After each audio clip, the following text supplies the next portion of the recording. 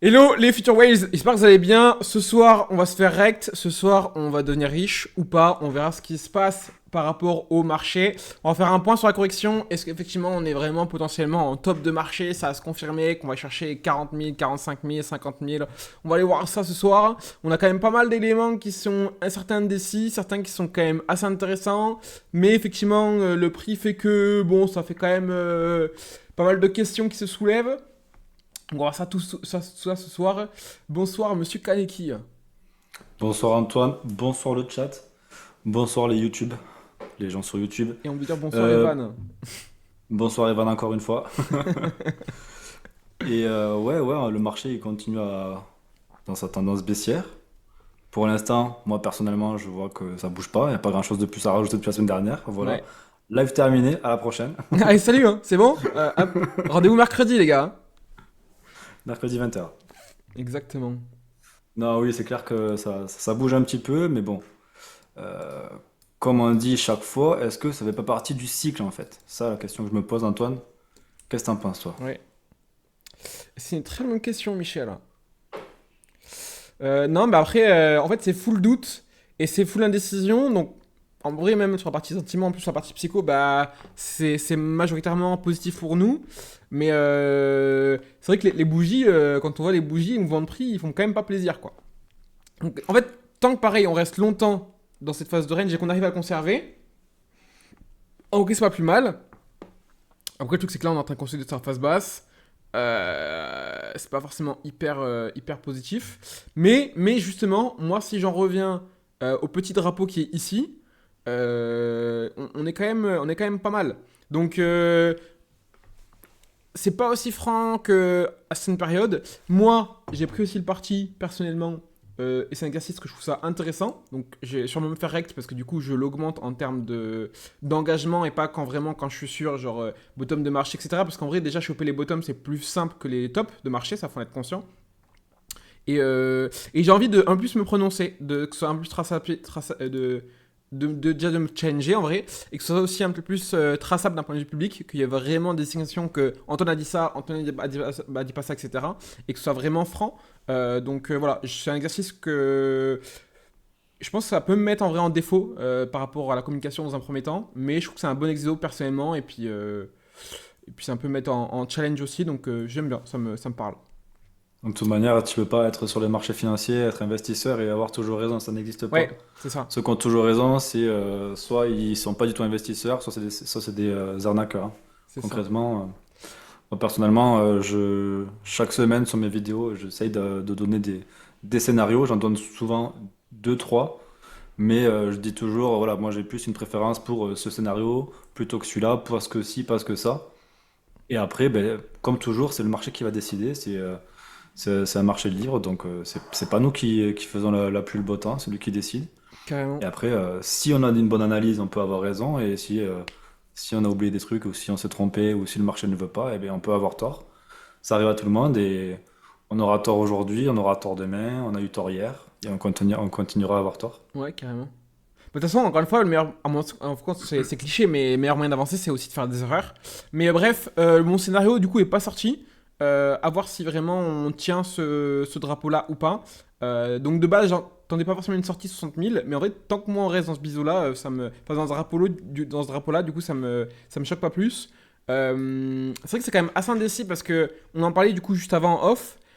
Il y a à la fois des signes de bottom local, donc qui sont très donc de plus bas, qui sont vraiment très intéressants, et à la fois sur un horizon un peu plus large, pourquoi pas justement avoir une temporisation qui prend plus de temps, qui est plus complexe à relancer.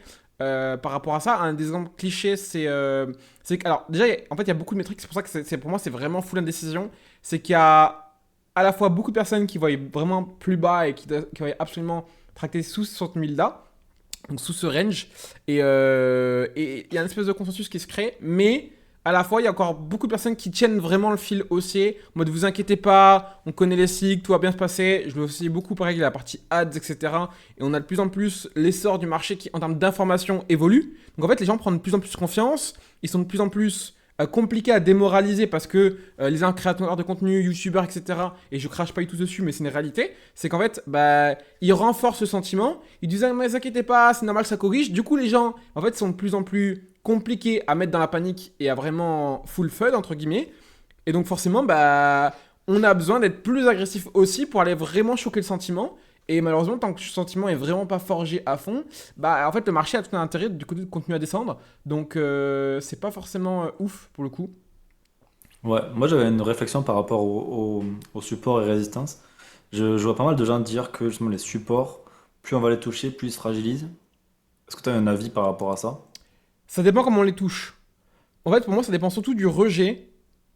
Parce que je dis une bêtise, mais si toucher souvent, mais que tu as des rejets de plus en plus forts, tu vois, je te dis une bêtise, je te trace un exemple, mais imaginons que là, on vient de retest, on fait un énorme rejet, on fait un retest, on fait des rejets, et en fait, bah, mauvais exemple, j'aurais dû commencer peut-être plus soft, mais qu'imaginons, je pars d'ici, là, je fais un rejet qui est ici comme ça, et après, je fais un rejet qui est encore plus grand, tu vois. Si j'ai des rejets de plus en plus grands comme ça, bon, bah, je peux me dire, en fait, ma force de défense ici, limite, elle est encore plus forte. Et pour l'instant, c'est le cas en vrai, parce que là, on a eu une belle attaque, mais mes rejets, ils ont été rejetés plus haut. Donc, à voir comment ça se compose ici. Ce que j'aime pas trop, c'est que là, tu vois, on est en train de mettre un bloc au contact du support. Donc, ça, c'est pas trop bon signe d'un point de vue psychologique parce que sinon, j'aurais dû avoir un gros rejet vers le nord, ce qui pour l'instant n'est clairement pas le cas.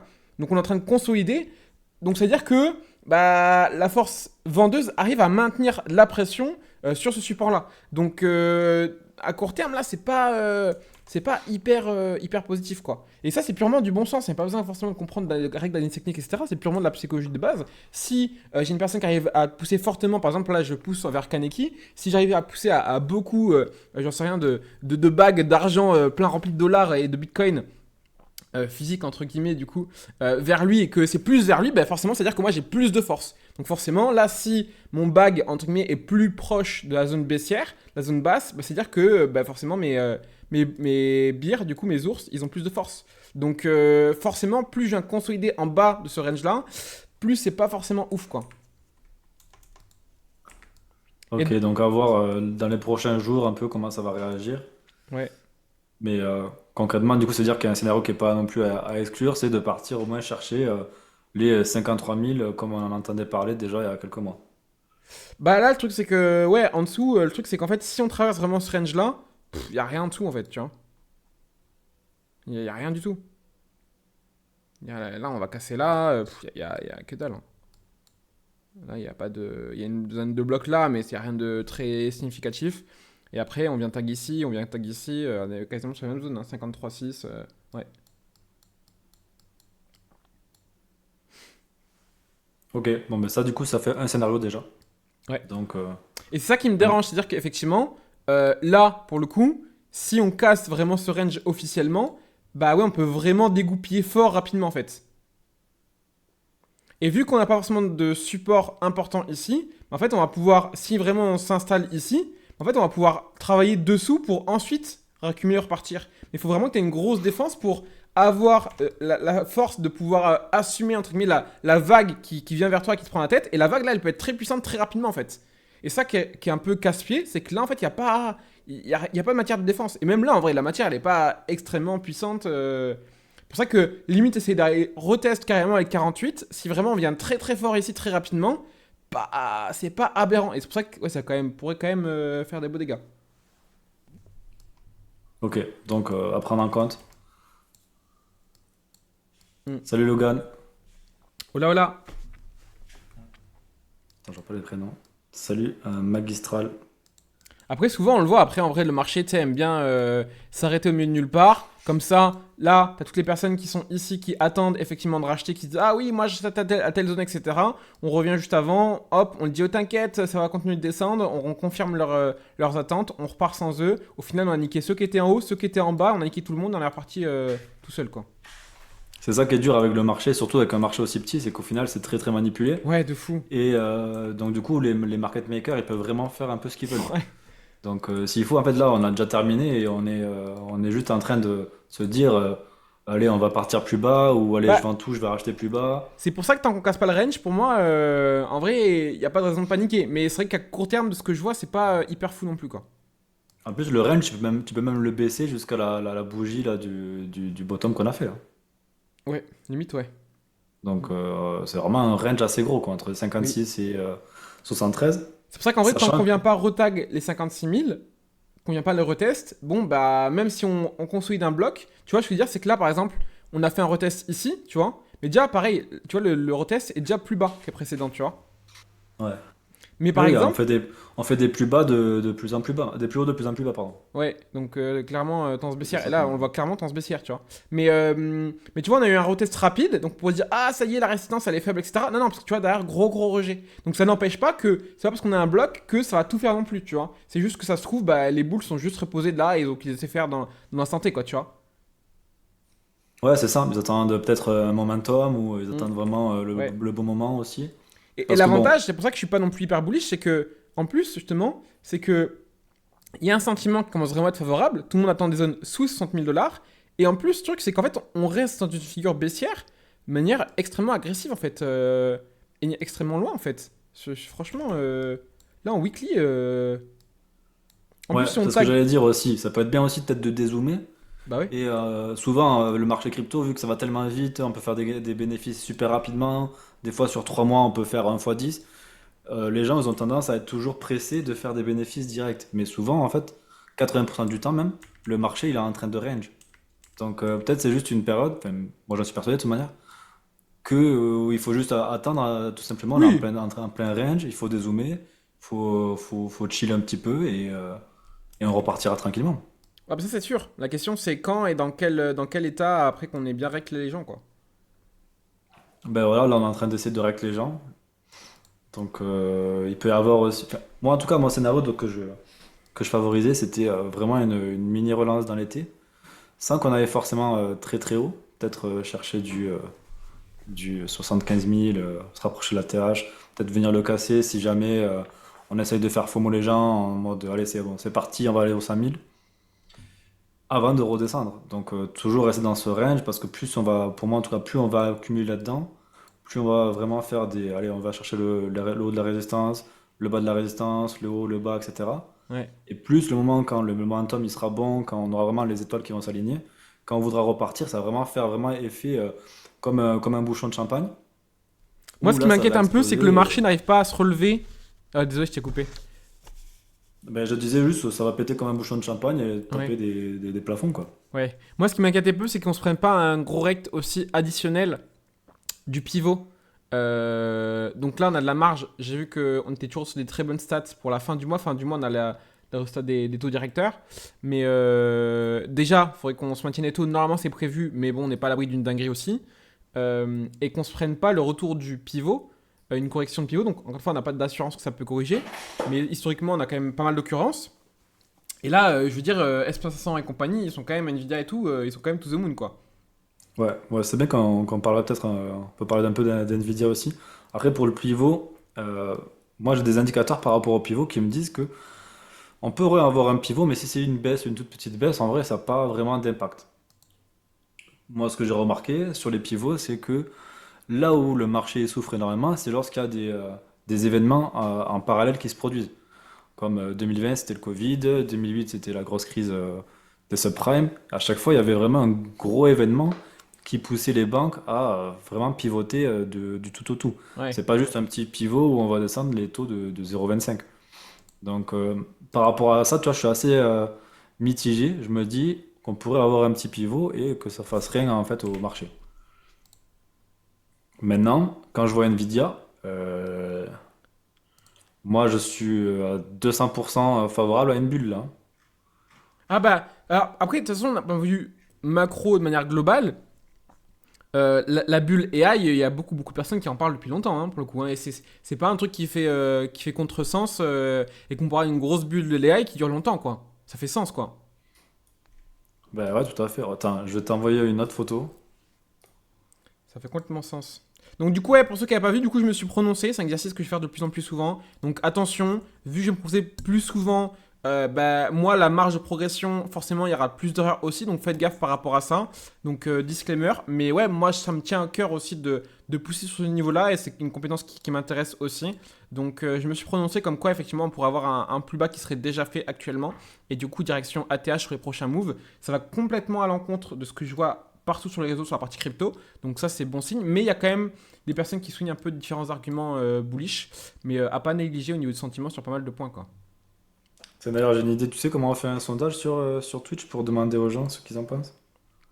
Bah là, il n'y en a pas beaucoup. On est en live, Ouais, on mais juste est une petite d'avoir dizaine. leur réponse sans qu'ils aient forcément à écrire dans le chat. Si jamais dites-nous dans le chat, est-ce que vous pensez que on va, on va rester en range pendant un petit moment? Est-ce qu'on va monter? Est-ce qu'on va descendre? Je Même sais dans les pas du commentaires tout. sur YouTube, n'hésitez pas.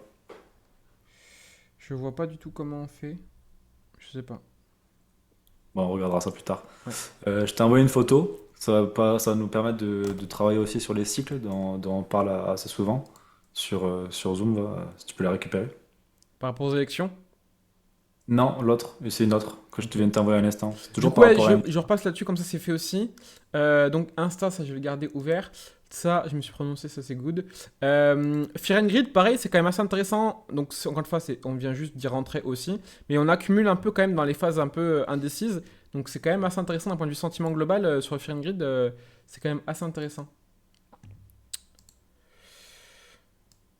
Ok. Est-ce que ça serait pas le parfait exemple?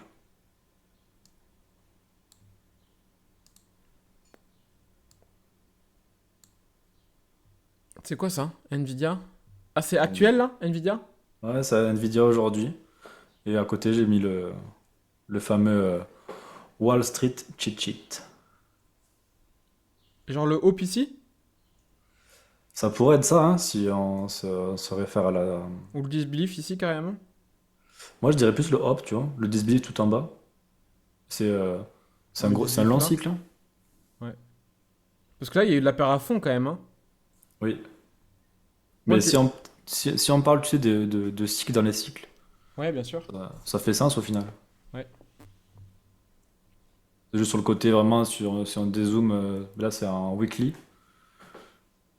sur le très long terme. En tout cas, la verticalité fait penser vraiment, on arrive, alors soit on est sur le thrill, Parce que là, ou hop, on arrive sur compression, l'euphorie tu là. vois, compression, hop, on arrive, on remonte. Là, on arrive en belief, belief, on fait le rejet, on remonte, Ouais. tu vois. Pour moi, on arrive proche, très proche de l'euphorie. Surtout, Bah ouais. il y a le PDG là, ou le CIO, je sais pas qui signe des dédicaces sur les scènes des femmes. Donc Ah bon, ouais, non, ça c'est... si vous avez du Nvidia, c'est pas un conseil d'investissement, mais réfléchissez peut-être à vendre.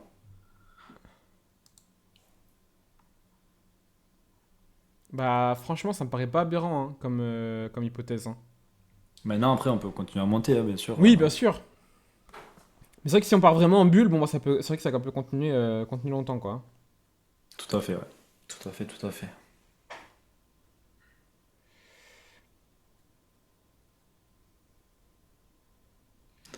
Alors, on a Flamme qui nous dit baisse du BTC et pump de TH. Ouais, on va reparler aussi hein, de quelques altcoins là que j'avais déjà cité notamment. Octa, je l'avais cité déjà pas mal de fois sur les lives précédents déjà. Il repump bien et il tient bien en plus, donc c'est assez propre pour ce qu'il nous fait. J'avais quelques trucs aussi. Je voulais juste repasser avant, du coup, sur les points de marché de manière globale. Là, on a les supply in profits. Donc, clairement, c'est les personnes est-ce qu'ils sont en gain ou est-ce qu'ils en perdent. On revient quand même vraiment retester des niveaux qui sont quand même très importants. N'hésitez pas à mettre pause ou à faire un screen, ceux qui sont en direct ou à mettre pause sur la vidéo YouTube si besoin. Mais pareil, le cycle précédent, si on compare pas que à 2019, mais bien à celui de 2016-2017, on voit qu'à chaque fois, on a toujours retesté la borne médiane pour repartir. Donc si on juge qu'on n'est pas sur un cycle où on va faire un énorme drawdown, parce que moi j'ai quand même du mal à y voir, en fait à la limite on pourrait essayer de creuser plus la peur, etc. Mais avoir un énorme drawdown comme on a eu pour le coup en 2019, j'y crois moyen pour le coup. Mais qu'on ait une consultation plus longue, plus agressive, etc. Why not? C'est un peu ce que je disais juste avant en off. C'est-à-dire que il y a quand même beaucoup d'acteurs qui sont très confiants sur le marché. Pourquoi pas avoir quelque chose qui vraiment vient chercher des espoirs dans l'esprit des nouveaux. Why not pour le coup. Mais toujours est-il que par rapport du coup au profit actuel, bah, on voit qu'effectivement sur le cycle 2017 on n'est jamais venu retester sous la borne médiane et puis là on est pile poil dessus. Donc c'est quand même assez intéressant, sachant qu'encore une fois on a plus, et ça je trouve ça vraiment intéressant, c'est peut-être un peu petit pour vous, mais on a un prix qui est plus haut que la borne précédente en bas, c'est-à-dire qu'on n'a pas tagué de nouveaux points plus bas sur Bitcoin, qui est ici, vous voyez, on est plus haut. Pour autant, on a plus de personnes en perte. Ce qui veut dire qu'on a une accumulation, donc déjà ça c'est bien parce que du coup le sentiment c'est peut faire vraiment le sentiment du coup plus facile, tout forcément en étant extrêmement bas. Donc ça c'est quand même positif pour le sentiment. Encore une fois, plus on va faire signer le sentiment tôt, mieux c'est. Par contre, ce qui veut dire que aussi, c'est qu'il y a beaucoup de rachats hauts au début de la correction. Ça c'est pas ouf parce qu'en général ces forts rachats en début de correction, bah en général ça arrive après les gros tops de marché. Donc fin de bull run, c'est pas forcément l'hypothèse que je soulève, mais le fait qu'on ait quand même besoin d'une grosse tempo et d'aller chercher quand même pas mal d'espoir derrière, ça me paraît pas aberrant. Donc est-ce que le sentiment là est suffisant? Est-ce que la psychologie de marché est suffisante? Je sais pas, je sais pas. Moi je me suis placé par rapport à ça, par rapport à ce que j'ai dit, mais et c'est là que je me mets en doute aussi, parce que quand du coup je m'écoute moi, ce que je disais du coup à Kaneki juste avant, c'est qu'en vrai, même moi, je suis dans le doute aujourd'hui. Donc, c'est bon signe, vous voyez. Donc, même moi qui ai permabull d'habitude, je suis en mode. Je commence à douter un peu et tout. Donc, en général, quand c'est ça, ça dure pas trop longtemps. Ouais, mais puis comme tu t'avais dit aussi tout à l'heure, pour moi, le truc qui fait le plus peur, c'est surtout de se dire cette fois c'est différent. On rentre dans un cycle où le halving s'est passé il y a 2 mois. Ouais. Qui c'est qui parle du halving aujourd'hui? Personne. Plus personne parle du halving, Ouais, voilà, c'est vrai. c'est bon, c'est passé, c'est terminé. Ouais. Il n'y a plus de to the moon, il y a toujours deux formats de BTC qui sont imprimés toutes les 10 minutes. Donc c'est un actif qui se fait toujours de plus en plus rare. Donc les fondamentaux sur BTC, ils sont toujours là. On a toujours les fonds d'investissement qui sont en train de rentrer dedans. Là, il y a la Bolivie qui vient d'enlever le ban qu'ils avaient mis sur BTC. Des pays qui J'ai vu s'intéressent. qu'il y avait des Donc, rumeurs par rapport aussi à la Chine, le fait qu'ils reprennent les cryptos. ouais, peut-être, ouais, j'ai pas vu passer. Mais J'ai vu qu'il y a en des tout cas, rumeurs qui avec disaient ça. les ETF à Hong Kong, ça ferait sens, hein. J'avais vu qu'ils voulaient faire en sorte que les ETF soient disponibles pour la population en Chine. Ouais, Donc, après, encore une fois, il y a beaucoup de bruit, il y a beaucoup d'attentes par rapport aux ETF Ethereum. Après, il y a beaucoup de personnes qui se disent, qui commencent à douter sur le fait qu'ils soient déjà pricés. Et clairement, bah, ETF Ethereum, pour moi, il est clairement pas pricé. Mais il y a beaucoup de personnes qui doutent aussi de ça. Donc ça, c'est bon signe pour le coup. Parce que les gens ont du mal carrément à y croire. Donc ça, encore une fois, un point de vue psycho, c'est quand même vraiment pas dégueu. Après, c'est vrai qu'il y a du bruit par rapport effectivement aux demandes, donc cette demande officielle, sur le TF Spot par rapport à Solana. Il y a eu plusieurs entités qui ont fait des demandes officielles. Après, franchement, pour moi, c'est juste faire de l'attention sur Solana et essayer de faire un peu, de pousser la machine et de faire avancer aussi la machine le plus tôt possible. Parce qu'encore une fois, on l'a vu, ça a mis aussi 10 ans sur BTC, donc ça ne mettrait pas 10 ans sur Solana, après, ça me paraît assez évident. Mais de là à ce que ça va prouver aussi rapidement dans 3-6 mois sur Solana, j'ai du mal à y croire pour le coup. non, mais j'ai vu un truc comme quoi la deadline elle pourrait être en mars 2025 ou mai, entre mars et mai. J'ai plus la date exacte, je me Ok. souviens pas. Mais si c'est le cas, faudrait vérifier si c'est juste ou pas ce que je dis. Si c'est le cas, moi ça m'intéresserait en fait d'avoir une deadline à ce moment-là parce que ça veut dire quoi? Ça veut dire que potentiellement, si Solana il a accepté son ETF à partir de mars 2025, ça pourrait être là un signe de top du marché si on est en bull run. Ouais. Parce que Après, du à coup, voir ça comment serait ça se vraiment. comporte aussi, parce que. Ouais, si on est en pleine euphorie et qu'on a l'acceptation de ETF Solana, sachant qu'on aurait bandé avant ça, si on est en bull run, ça veut dire qu'on a connu un BTC qui allait peut-être à 100 000, peut-être 120 000, peut-être 150 000, on ne sait pas. On a un Ethereum qui est peut-être aux Oui, alentours de voilà, si on a eu. 8 Mais s'il y a une belle 000. traction du prix. Parce que si on n'a pas de traction, pas de traction et qu'on est toujours 60 000, 70 000 et qu'on a un ETF Ethereum, un ETF Solana qui sont sortis, tu vois. Ah oui, ben là, ça sera ciao, mais ça m'étonnerait qu'on arrive à ce moment-là. Pour l'instant, on n'a pas encore le TF Ethereum.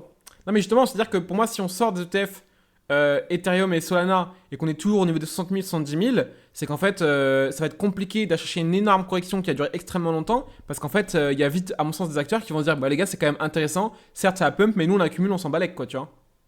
Oui, ouais, je vois ce que tu veux dire. Donc ouais. Pareil, Data, effectivement, j'ai vu passer pas mal de fois. Mais pour moi, l'argument, il est biaisé. C'est qu'ils disent effectivement au niveau du hash rate, donc puissance du réseau, il y a beaucoup de mineurs qui ont capitulé.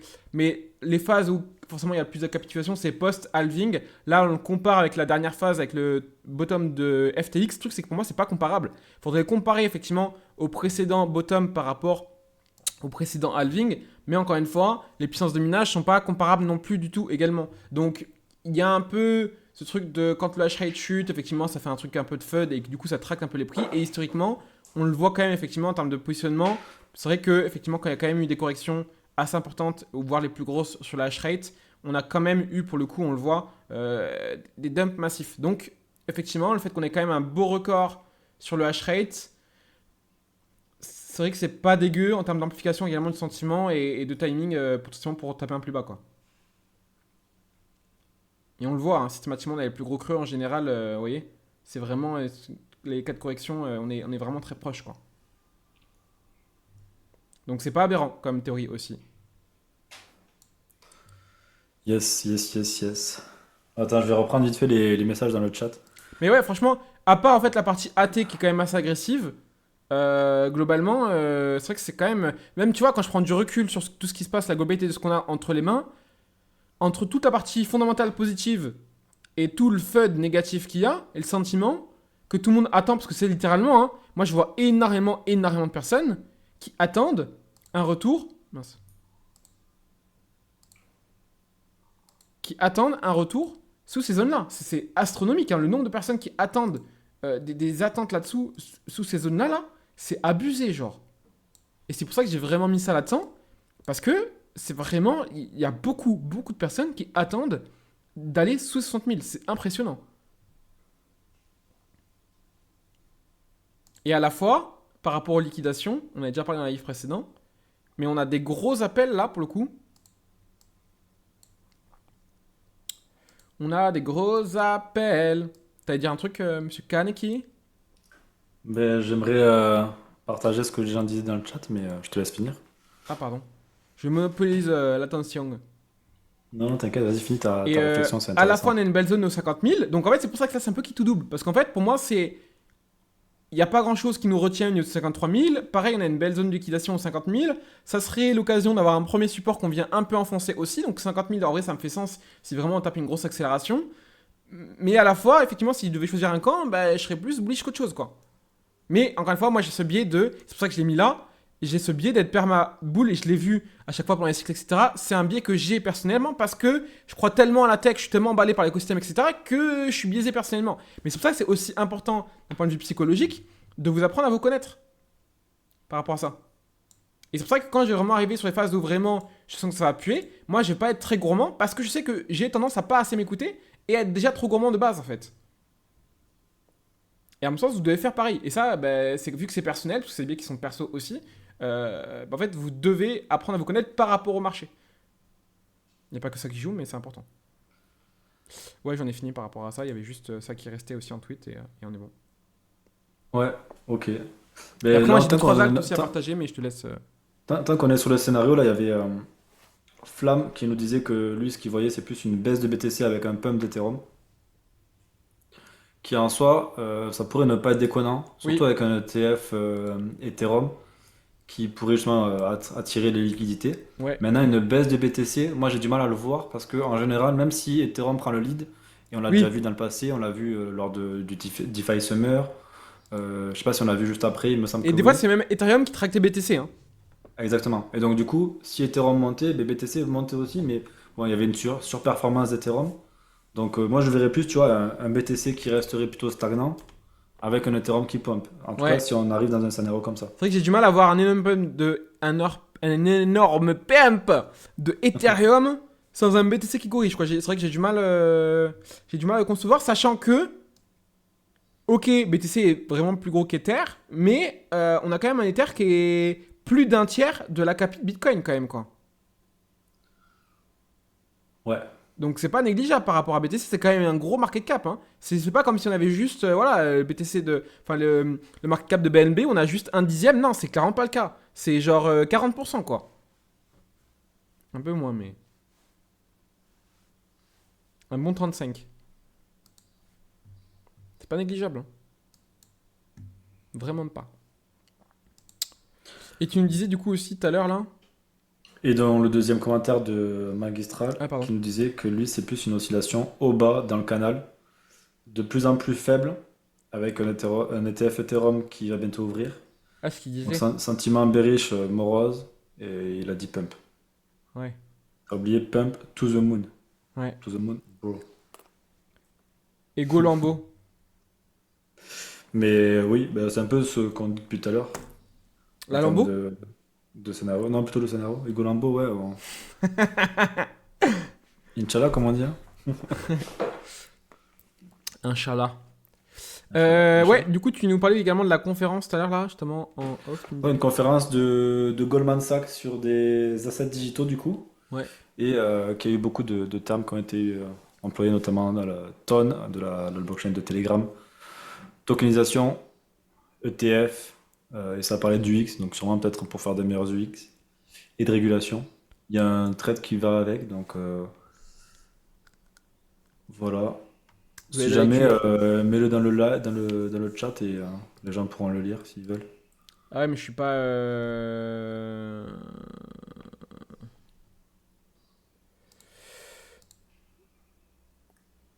Ça va être le bazar. Sur ton OBS, tu peux pas mettre des messages directement? Ah, si, je crois. Ouais, les gars, je suis un noob, les gars. Ah non, j'ai pas mis le chat. Tant pour moi. Ah, sad. Vas-y, je vais essayer de le faire. Je sais pas Ah, comment on je fait. regarde l'écho. Attention, messieurs, dames, écho. Ouais, on n'est pas optimisé là.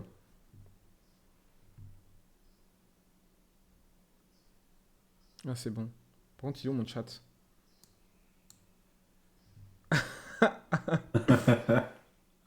C'est Là, je les te aléas laisse du le faire. direct. Je te laisse le faire. Allez, je vais essayer. Mais Hop. ouais. Le social aussi, hein. Je trouve que l'attente, enfin l'intérêt des gens pour la crypto, en fait, les gens voient, et moi je vois beaucoup, les gens c'est en mode, pour moi pour eux c'est full legend même coin, ou le reste y a rien qui fait quoi, tu vois. Oui, oui, c'est clair. Ben, on le voit aussi sur les recherches Google Trends, c'est vraiment au plus Ouais, bas. je l'avais ouvert, là, ouais. Ça s'écrase, hein. Et là, Euh, là pour le coup c'est vraiment mou, c'est-à-dire qu'il n'y a pas de, ça repart, là c'est vraiment, c'est perte de volate, il y a tout qui s'écrase. donc ouais, concrètement, en termes de sentiments, moi je trouve que ça c'est plus bullish que bearish quand même. Bah oui, Parce que bien sûr, ouais. Tu vois, on a eu pump le 21 mai, mais depuis, depuis plus rien. alors, est-ce que je peux mettre les liens? Moi, j'avais un petit truc. Ouais, donc potentiellement signe de top avec les ETF, mais à voir. J'ai vu qu'il y avait des demandes pour les ETF sous contrat, donc c'est différent que les ETF qu'on connaît actuellement. Sur Polkadot aussi, bon après Polkadot, pour l'instant, traction, c'est pas ouf.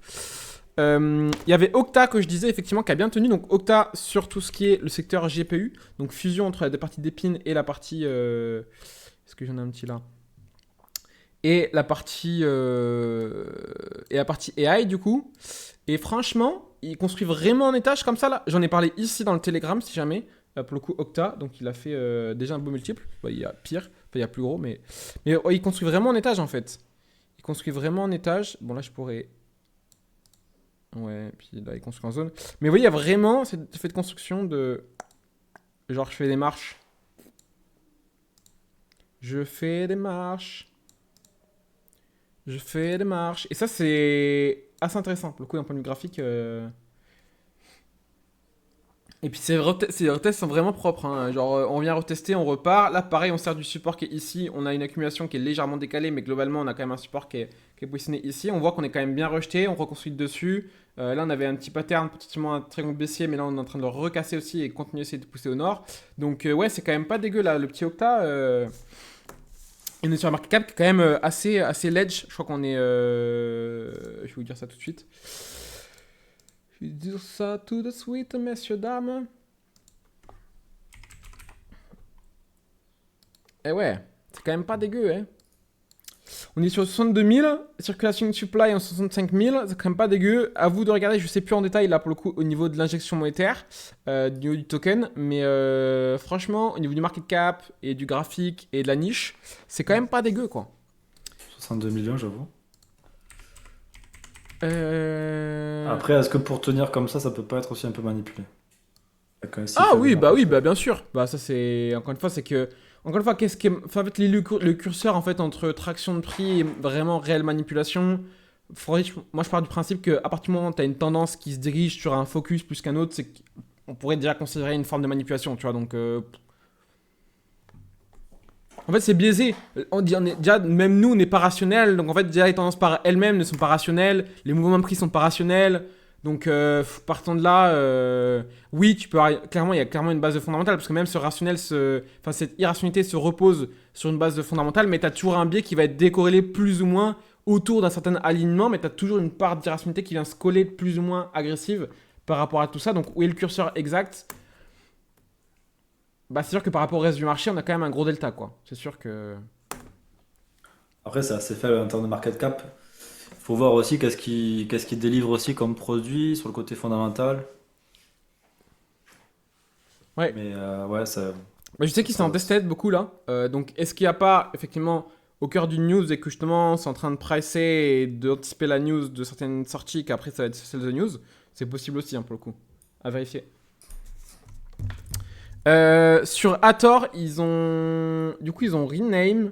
Et Hathor, il fait déjà beaucoup, beaucoup de bruit. Il y avait eu un problème parce que du coup, ils avaient des nœuds sur Tor. Et en fait, ils ont dû arrêter sur Tor. Ils se sont fait virer de Tor. Donc, il y a eu tout un bordel. Je sais pas si c'était remis du coup à jour par rapport à Tor directement. Mais la partie privacy, je vois qu'il y a beaucoup plus de bruit et d'attente aussi par rapport à ça. Ça colle beaucoup, beaucoup avec les valeurs de l'écosystème aussi. Donc, ça fait pas mal de bruit au niveau de Tor. Donc, pour le coup, à surveiller. Et en tout cas, je trouve que les tractions de prix sont quand même très intéressantes. Ils sont vachement bien pour le remis du coup en termes de price action, donc d'action sur le prix. Après du coup leur hack, donc il s'est beaucoup fait remarquer. On ne doit pas être si gros non plus que ça encore pour l'instant encore par rapport au marché. Ah bah je l'ai pas là. Je sais plus, je l'avais trouvé. Faut regarder CoinMarketCap. Et puis même vous pouvez le trouver parce que du coup si vous cherchez un petit peu, je sais plus où je l'avais trouvé, mais vous pouvez facilement trouver le nombre de tokens maximum et par rapport au prix c'est clairement pas abusé parce que on tombait dans les 130 millions, quelque chose comme ça, donc c'est quand même plus gros qu'un Octa par exemple, mais full dilué. Mais vous voyez, full dilué, déjà on est à 93, là on est à 130, on doit être à 160 du coup au vu du prix actuel. Ouais, il doit être un peu plus bas, quasiment. Mais ouais, on est quasiment à 160, donc c'est plus gros, mais non, c'est clairement pas abusé non plus, c'est pas des valos insane quoi. Ça je l'ai dit, ETF, ça j'ai dit, ils attendent 60 000, je l'ai dit. Il y a les tokens en vrai ZK, je trouve, à pas négliger. Donc pour l'instant, il n'y a pas de grosse prise de force sur tout ce qui est layer 2. Donc ça reste mou. Pareil, je regarde un peu les TVL de Blast, etc. Il y a quand même des beaux taux et des beaux chiffres. Mais ça reste très très mou. Mais à mon avis, ZK, token quand même à pas négliger. Parce que s'il y a un peu de traction au niveau des layer 2, après, le problème c'est qu'aujourd'hui, même Ethereum, ça coûte plus rien en layer 1 actuellement quasiment. Donc quel est l'intérêt de forcément basculer sur layer 2 actuellement? Bah, est-ce qu'il y a une réelle pertinence sur layer 2? Aujourd'hui, pas forcément en vrai. Donc en fait, la remise en cause, le fait que pour l'instant, le fait que Ethereum soit mou, qu'il y ait du doute, etc., ça joue pas sur layer 2. Que effectivement, bah, le gros intérêt des layer 2, c'est effectivement d'avoir une solution plus efficace en layer 1. Sauf que ça va être le problème principal en layer 1, c'est que justement, c'est que ce soit trop congestionné. Mais si c'est plutôt congestionné, à quoi sert réellement layer 2? Il y a des propositions de valeur en plus, mais la plus grosse utilité des layer 2 aujourd'hui n'est un peu obsolète dans l'instant T, en tout cas aujourd'hui. Donc ça peut effectivement revenir et avoir des vrais atouts, mais on va dire que la fonctionnalité principale est un peu remise en cause aujourd'hui, quoi, à court terme. Ouais, mais surtout parce que le marché il est calme. Oui, Mais totalement. lorsqu'on sera en bull run, donc on aura Oui. beaucoup d'activités sur le réseau principal d'Ethereum, Ouais. ben, c'est là où on va se dire, ok, bon, on va basculer sur Layer 2. Et, parce que sinon, ça sera injouable, hein. On va avoir Ah des ouais. 100 dollars de frais par transaction sur Ethereum. Ouais. Donc à ce moment-là, les Layer 2 auront toute leur utilité. Là, forcément, si on paye 3 dollars un swap sur Ethereum, il n'y a pas d'utilité à aller sur un Layer 2. Ouais. Et au niveau des détails des supplies, j'avais déjà check. Faut juste. Ah mince. Yoken. Yoken. Kaioken. Je vais en Chine, les gars, ça y est. Les rumeurs chinoises m'ont porté. Je vais pas faire de blagues racistes, promis. C'est trop tard, c'est trop tard. On l'a fait en off. On n'est pas raciste, messieurs, dames. Mais bon, si on veut plus rigoler. Bref. Ouais, mais tu comprends, Antoine, de nos jours. Ouais, c'est bon, on pète un coup. Bref. Il est du fond du cœur celui-là. C'est ça. Ouais, donc on a ces parties-là, pour le coup, qui sont à évaluer parce qu'elles sont pas définies en détail. Vous voyez, c'est à determined. Donc là, il faudra aller contacter directement les teams sur le Discord, au niveau de la communauté, sur le Telegram, s'ils ont, etc. Directement au niveau des communications des teams. Et il fallait vérifier ces deux parties-là, qui sont quand même pas négligeables, parce que vous voyez, c'est quand même des parties énormes. Parce qu'elles sont vraiment, vraiment pas négligeables. Donc si ça peut changer dans 1, 2, 3 mois, etc., essayer de choper des infos pour ça, ça peut être vraiment très pertinent. Mais sinon, mis à part ça, on n'a pas d'injection jusqu'en juin 2025. Donc ça reste très très intéressant d'un point de vue économique. Mais là, il faut vérifier ce qui se passe au niveau de ces deux parties-là. Token Assembly et Ecosystem Initiative. Donc il faut voir ce qu'ils ont prévu au niveau des initiatives et essayer de creuser des infos par rapport à ça, parce que ça peut être très dangereux en termes d'injection Ether pour le coup. Et Ouais, je finis. ouais. Je finis, il est là aussi par notre ami Layer 0. Et je vais le prendre aussi ici parce que Layer 0 c'est une dinguerie. On va voir pourquoi. Je sais pas si j'ai vendu les IR0. D'un point de vue social, vous avez fait des belles sommes du coup avec Layer 0 d'ailleurs, parce que j'ai pas trop check les sommes que vous avez fait dernièrement avec tous les airdrops là. Absolument pas. En tout cas, pour moi, non, j'ai pas fait une grosse somme. J'ai dû Ok. faire. Je crois que j'ai fait 500 balles sur les R0. Mais du coup, je les ai récupérés. Et même Evan, je crois. Tu vas nous confirmer, Evan, mais je crois que t'as fait quoi? T'as fait 1000 balles ou 1500? Parce que Monsieur Evan est toujours là. Comparé à ZK, en tout cas, pour Monsieur Evan, c'était des cacahuètes. Les R0. Ouais, ZK, vous savez combien vous avez récupéré déjà en somme ou pas? Bah oui, du coup. Euh, Ouais, ZK, c'est bon. Mais c'était, on en avait parlé, je crois. Ah, parce qu'il ZK, a combien la ZK du coup? il a bien baissé, ZK, je crois. Moi, je l'ai vendu vers les 23 ou 24 centimes, je crois. Ah ouais, t'avais 404 tokens Ah, tu parles de Layer 0 là? Les deux Ouais, il cas. parle de R0, ouais. Ouais, donc là, pour ceux qui se posent la question par rapport aux airdrops, moi je passe pas mon temps à dire effectivement, ouais, les airdrops ça rapporte, etc. Vous avez une preuve concrète. Là, deux cas de rapporter pour Layer 0, si c'est bien ça. Ouais, après, franchement, moi je farm pas énormément. J'aurais pu faire beaucoup mieux sur les R0, mais Ça, je le j'avais la screen. Je flemme. mettrai pas ton nom, Evan, mais je le partagerai aussi en story. Mais ouais, là, vous voyez par exemple dans le chat, 12K de récupérer sur ZK Sync et il reste 4K. Donc là, on parle de 16K au total. Enfin, il y a du taf derrière quand même. C'est pas, voilà, c'est pas non plus. Je suis arrivé, j'ai fait 3 clics parce que ça, c'est pareil. C'est un biais de beaucoup de personnes qui arrivent dans l'écosystème. Ils entendent airdrop, airdrop, airdrop, airdrop. Et c'est pareil hein, sur Google Trend. La partie airdrop, elle a to the moon. Hein. On est sur des records, hein, littéralement. Hein, pour le coup, hein, vous allez voir que si je le mets là, on est littéralement sur des records. Et en termes d'intérêt. Et aujourd'hui, les gens croient que. En fait, ça y est, je vais faire un airdrop et au bout de 1 mois, 2 mois max, je suis payé. Non, les gars, c'est de l'accumulation, c'est du long terme et il faut jouer plusieurs airdrops parce qu'on n'est jamais à l'abri que l'airdrop qu'on est focus le plus rapporte beaucoup moins. Mais si vous bâchez quand même pas mal d'airdrops différents qui sont potentiellement pertinents, là c'est l'exemple. Après, ça fait. Je sais que ZK ça fait longtemps, mais moi je l'avais farmé un petit peu, etc. Et j'ai pas tenu le coup et je suis parti sur autre chose en termes de focus. Et j'ai arrêté de farm du coup les airdrops aussi, mais ça reste pas négligeable. Et là, c'est des exemples concrets. 16K sur un airdrop où il n'y a pas non plus des sommes incroyables également à engager. Donc clairement, ça rapporte. Si, encore une fois, vous avez la bonne stratégie, les bonnes informations, un peu de régularité et la bonne vision aussi que vous voyez un petit peu un minimum moyen long terme et pas absolument sur le court terme, etc. en permanence quoi. Mais encore une fois, même reporter sur l'année, même 16K, ça me fait aller à environ 1500 euros reporter sur l'année entière. Est-ce que ça vaut le coup de passer à chaque fois quelques minutes par semaine pour mettre de la régularité sur un airdrop et que à seulement comparé par rapport au salariat, hein, quelques minutes par semaine, de manière régulière et pertinente, quelques minutes par semaine, donc ça va être un peu plus, etc. en fonction des cas, mais globalement, c'est pas plus de non plus 3 heures, clairement, j'imagine. Enfin, ça m'étonnerait que Evan, là, en l'occurrence, passe 3 heures toutes les semaines que sur ZK Sync en particulier, à tout farm. Et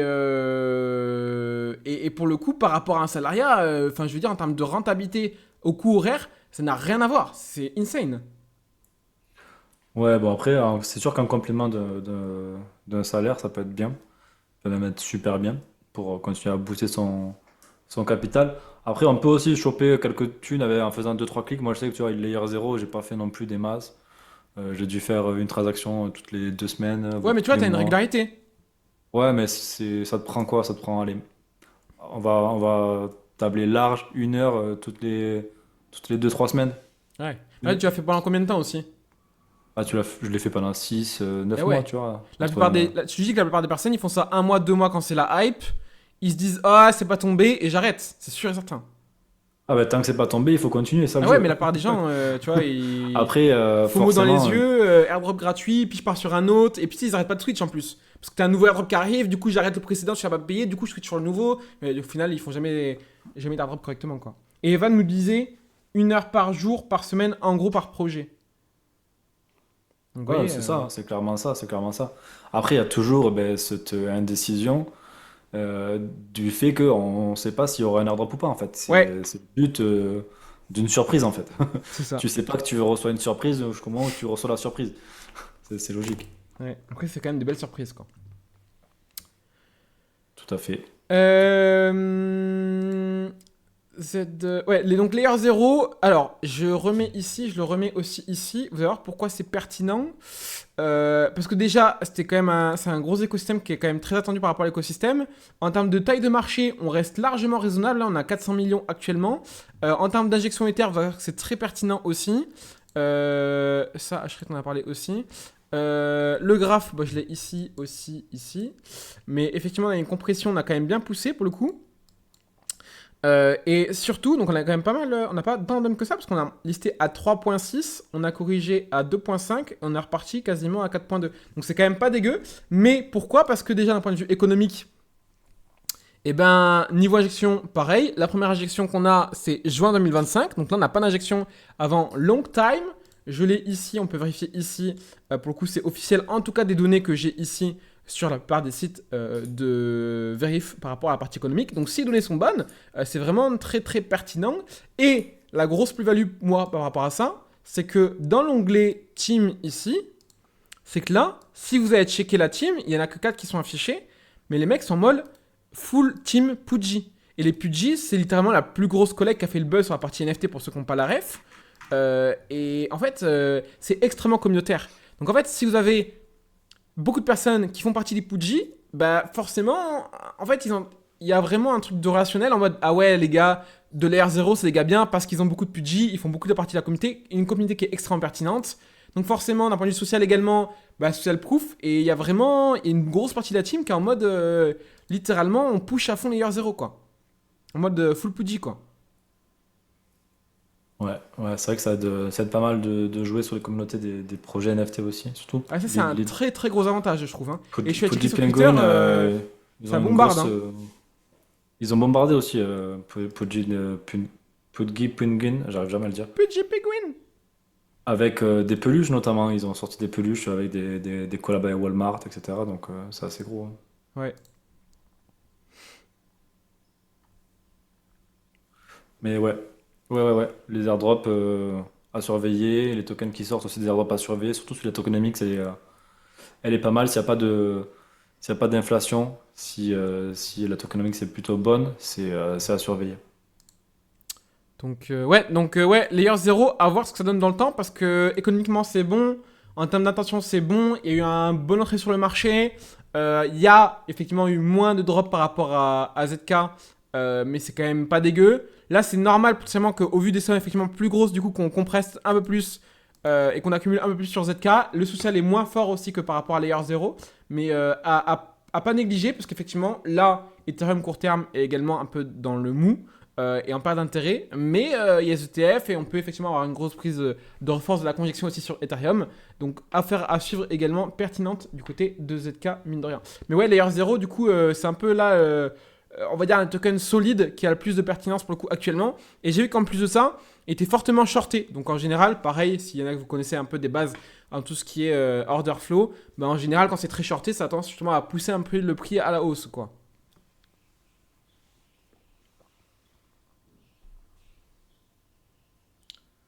Layer 3, il y a un projet qui s'appelle Layer 3. Je savais plus. Je vois dans le chat. Ouais. Ouais, il y a un projet qui s'appelle Layer 3, mais perso, moi Ok, j'ai pas su non plus. j'ai pas suivi, hein. Enfin, j'ai Est-ce suivi vite que... fait, il fallait mint des cubes, je sais Ouais, pas quoi, et ça m'a saoulé, il y en avait 3 mint. concurrent de Bug Galaxy. Ok. Messieurs, dames, est-ce qu'on est bon? Est-ce que Monsieur Tab, vous avez petite chose à... Il manque juste un graphique qu'on n'a pas regardé, c'est celui avec Ah, les autant pour élections. moi. Ah oui, c'est vrai. Le meilleur pour la fin. Ceux qui sont restés jusqu'à la fin, ben, c'est cadeau. Ah oui, celui-ci. Le petit Donc, alpha en fin de live, magnifique. Et on finira du coup sur ça. donc, est-ce que avec le marché et les élections US, est-ce qu'il y a une corrélation? Est-ce que lorsque les élections arrivent, est-ce que le marché va partir à la hausse? Ah, C'est une question qu'on se pose.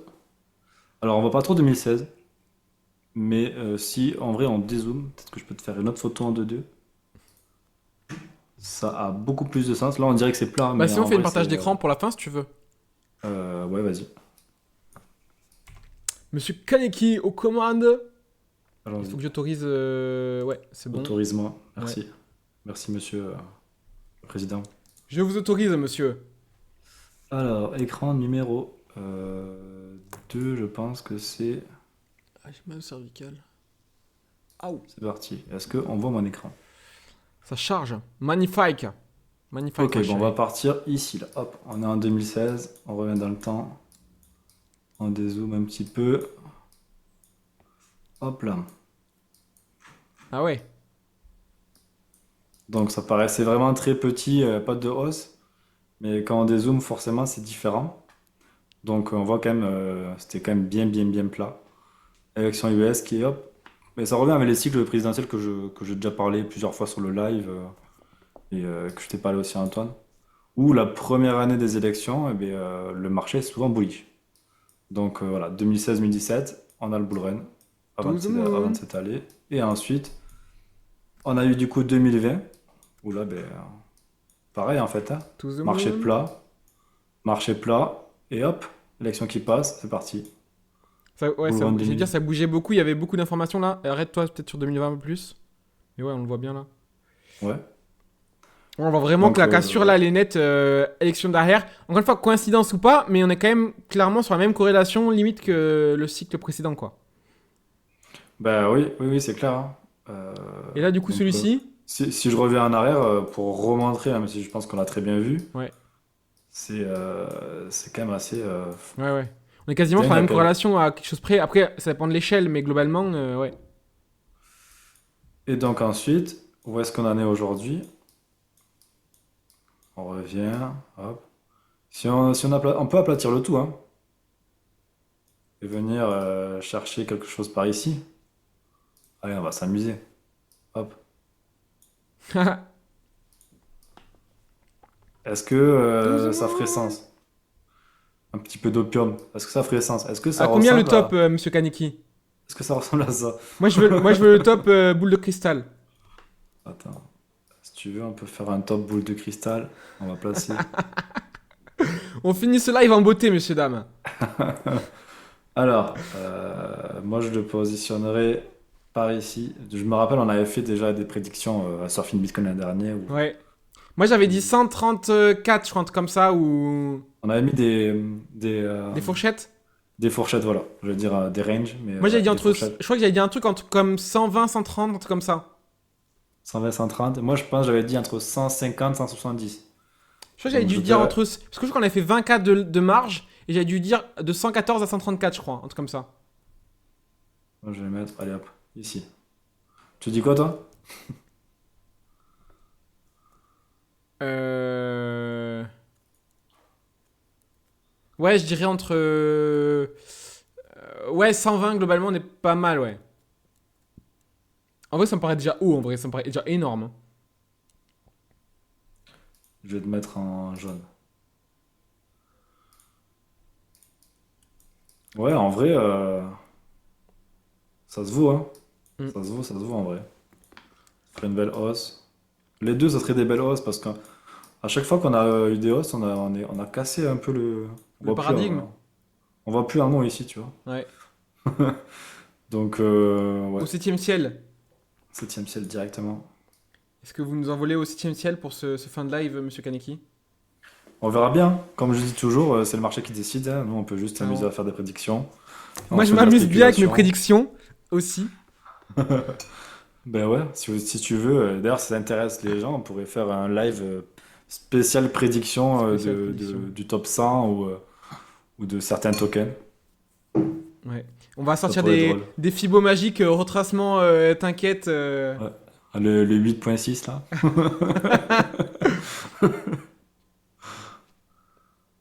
Voilà. Voilà, Ok, voilà. mais Donc, écoute, magnifique. que corrélation avec les élections? Oui, non, peut-être.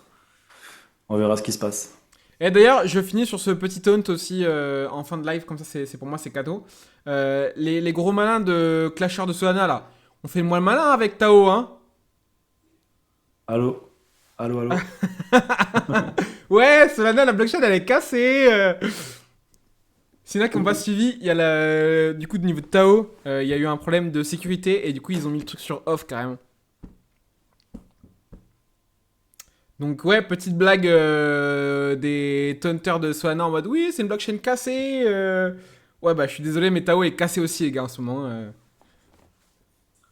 Ça arrive, ça arrive. Solana s'est cassé plein de fois et au final, il est reparti. Si le projet est bon, le fondamental est bon, ça repartira. Carrément, carrément. Messieurs, dames, merci à vous. Vous avez tout ce qu'il faut. Pareil, si vous avez besoin de l'axe psychologique, si vous avez compris à quel point c'était important, n'hésitez pas à passer en DM. Là, je passe vraiment dans un mood où, en vrai, venez en DM et j'aide tout le monde en fonction de ce que vous avez besoin et tout. Je vous aide au maximum, il n'y a pas de souci, je le donne avec grand plaisir. Je suis en mode déter là. Niveau communication, je passe un peu plus sur le front-end, donc on commence à attaquer un peu sur le contact directement en mode communication un peu plus. En vrai, ça me fait kiffer. J'apprends aussi davantage aussi comme ça aussi beaucoup en m'affrontant directement à la difficulté, parce que du coup c'est une difficulté qui est plus franc aussi avec le public, parce que du coup je peux faire moins de conneries qu'en interne, parce que forcément les gens jugent plus aussi. Donc bref, n'hésitez pas si vous avez besoin, passez en DM, c'est avec plaisir que je pourrai vous aider. Vous avez tout ce qu'il faut. Si vous avez compris à quel point, effectivement, pareil, de l'accompagnement, comité privé, etc. En fait, aujourd'hui, pour moi, si vous êtes tout seul, et ça, il n'y a pas de débat, oui, mais tu vends des formations, machin, je sais pas quoi. Pour moi, si vous êtes tout seul aujourd'hui, vous êtes littéralement dans la merde par rapport à la concurrence. Parce qu'en fait, le marché, c'est littéralement du PVP, donc du joueur versus joueur. Et donc, si malheureusement le niveau global des joueurs d'information augmente de niveau, vous devez vous aussi augmenter de niveau. Parce que si malheureusement vous restez un peu à votre niveau, mais vous progressez un petit peu, alors que le marché augmente beaucoup de niveau, et là, avec la partie instit, avec l'augmentation effectivement de la partie créateur de contenu qui aussi est de plus en plus pertinent, qui évolue, etc., le niveau de conscience du marché évolue aussi au fur et à mesure pour ceux qui sont un peu là, et donc on n'aura pas une grosse adoption massive, bah, on va avoir quand même une moyenne globale d'investisseurs qui va aussi monter en compétences. Bah, qui dit forcément, si on veut faire partie des gagnants, il va falloir être de plus en plus exigeant, de plus en plus pertinent.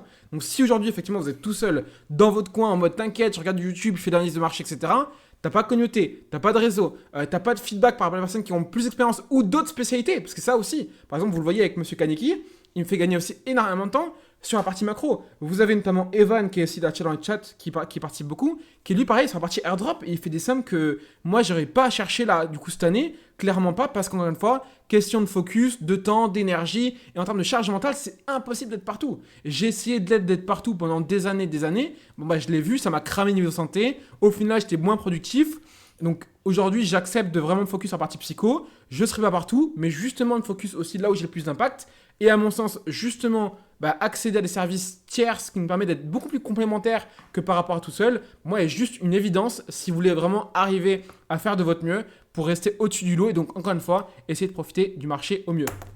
Faites ce que vous voulez. Moi, mon avis, il est juste clair et net là-dessus. Je pense qu'on a déjà parlé 40 fois. Kaneki, je pense qu'il a un peu le même avis aussi, moi, là-dessus. C'est quelque chose qui est absolument sincère. Vous le prenez pas, vous faites comme vous voulez. Bah, pour moi, à mon sens, c'est en termes de performance, c'est clairement quelque chose de nécessaire pour vraiment maximiser les perfs. Et j'étais le premier, hein. Franchement, quand je suis au tout début, très vite, je me suis accompagné de personnes qui avaient plus de performance que moi, plus de réseau. J'ai accédé dès le début également, pareil, à des contenus payants très rapidement, même avant de commencer la crypto. Direct, j'ai mis la main en portefeuille et je suis le premier à, quand j'ai besoin de me former, à pas avoir peur de mettre également la main en portefeuille, justement pour avoir un gain de temps, d'énergie et d'efficience, pour justement être le plus efficace possible. Parce que, à mon sens, gros monologue pour finir là-dessus, mon temps a bien plus de valeur que l'argent que je peux accumuler, littéralement.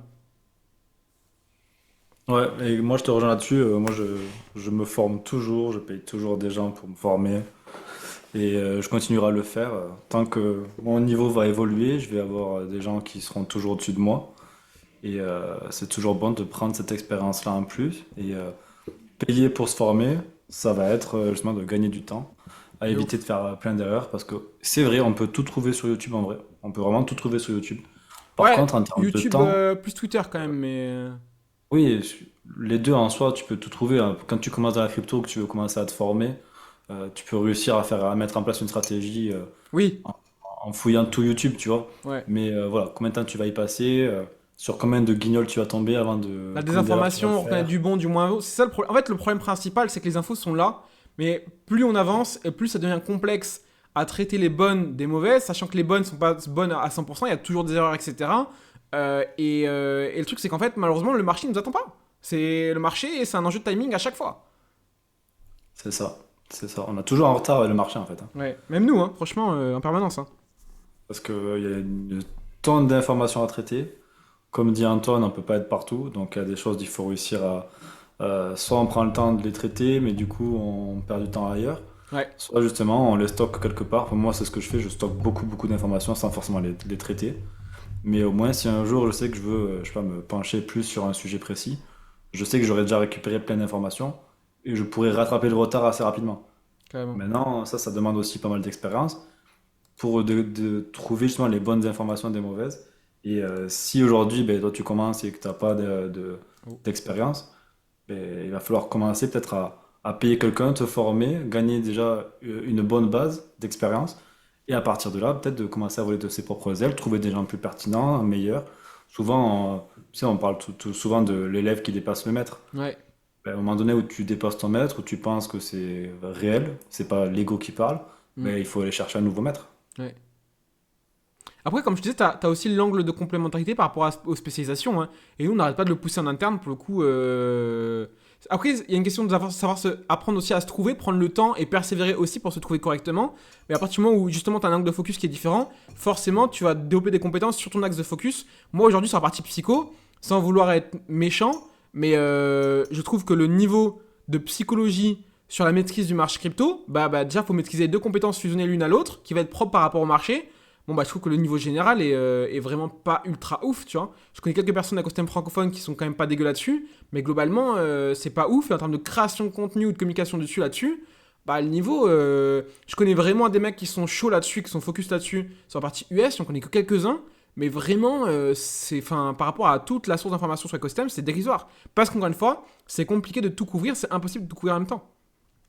Ouais, moi, c'est vrai que je te rejoins. En vrai, même côté francophone, il y en a quoi? Même pas trois qui me viennent en tête, tu vois. Donc, Mm. ouais, ouais, ouais. C'est clair que c'est Carrément. très peu développé. Sur ce, on est Donc, bon. allons-y.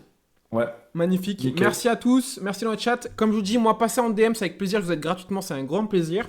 Et monsieur Kaneki, je te laisse le mot de la fin. Pour moi, on vous dit à la semaine prochaine et à bientôt, les amis. Bah écoutez, pour la fin, vous pouvez aller en DM sur Antoine ou venir sur ma chaîne YouTube. Je fais une vidéo chaque semaine. Donc, à vos préférences. Et on se dit à la semaine prochaine, comme tu dis, Antoine. Bonne soirée, faites attention. Ciao, ciao. Ciao, ciao.